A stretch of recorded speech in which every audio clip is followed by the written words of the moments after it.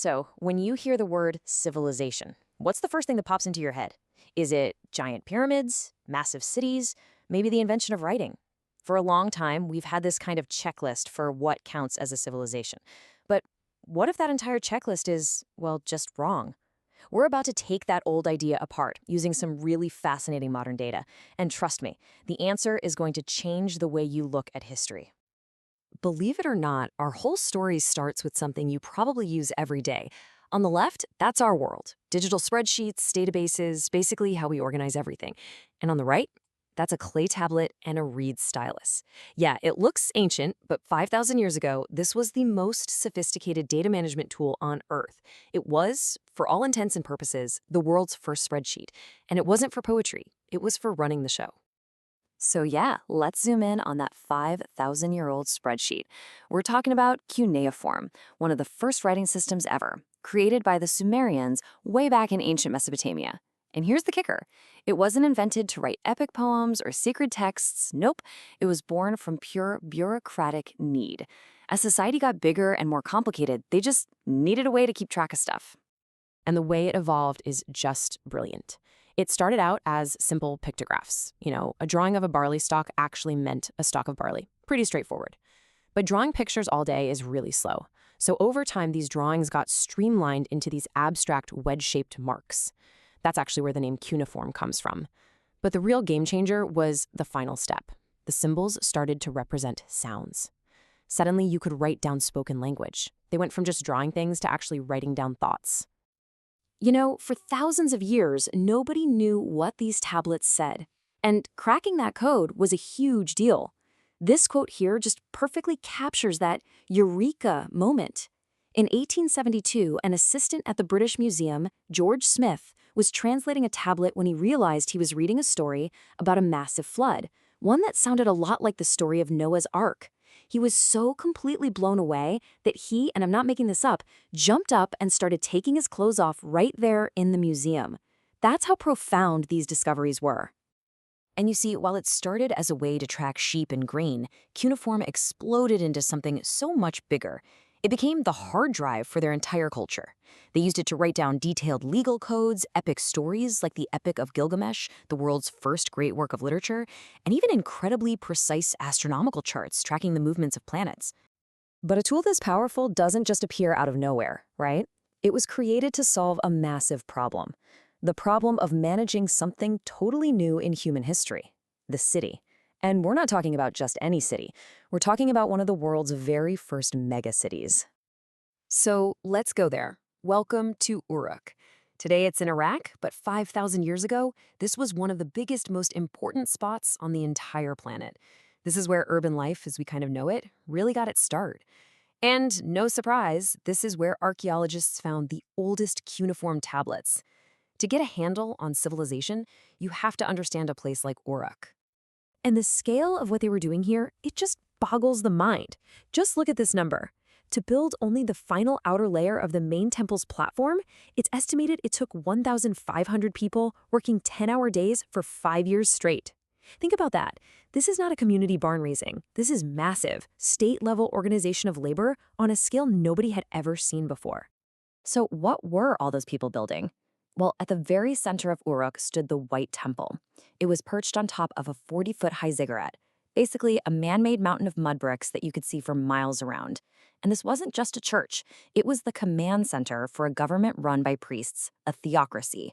It was a symbol of both divine power and earthly politics, all wrapped up in one massive structure. Okay, so let's recap. We've got writing, a huge city, giant buildings, a complex government.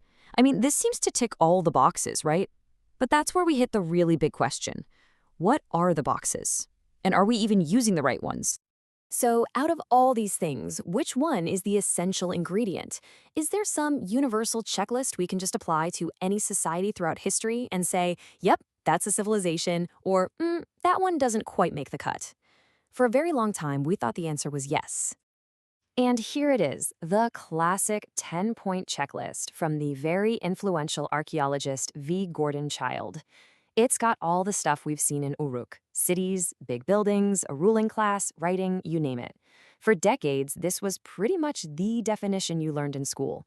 If a society had most of these things, congratulations, you're a civilization. But then you start running into problems. I mean, what about the people who built Stonehenge?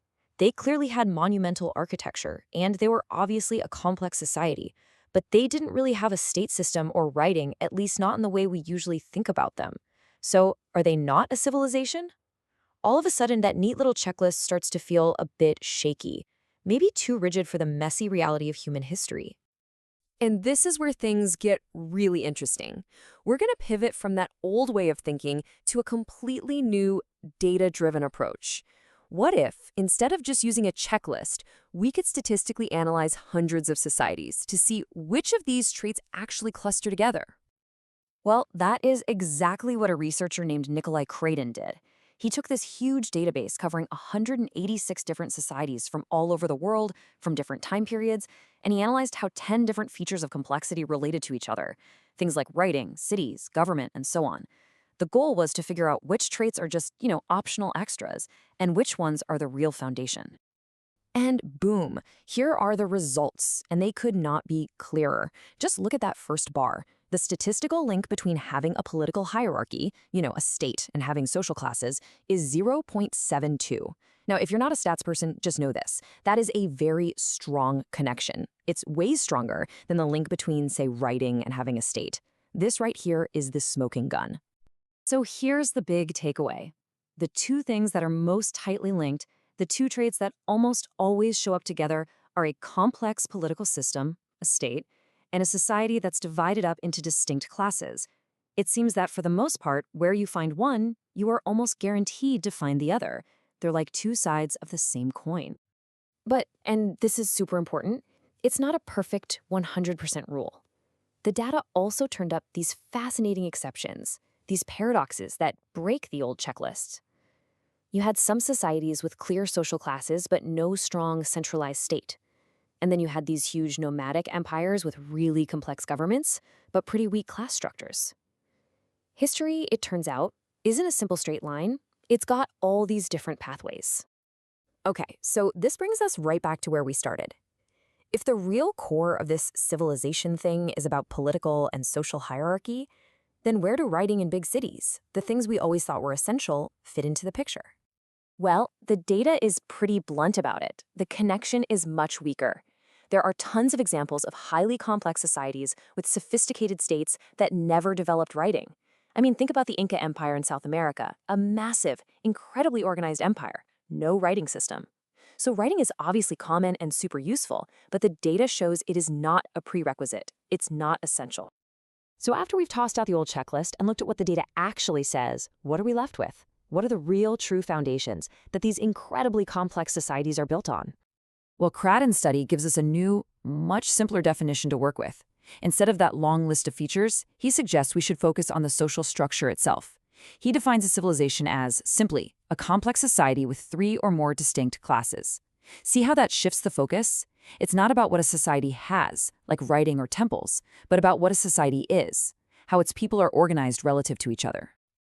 And the data points to something even more fundamental. It turns out that to even get to that level of complexity, to have 3 or more social classes, 3 conditions were basically non-negotiable. First, you had to be settled in one place. No nomadic societies in the database had this structure. Second, your economy had to be based on agriculture. And third, you needed metalworking. Without those 3 pillars, that kind of complex class-based society just didn't happen. And that leaves us with one last big question to think about. If we stop using that old checklist, if we finally accept that writing and giant cities are not the be-all and end-all, what does that do to our map of the past?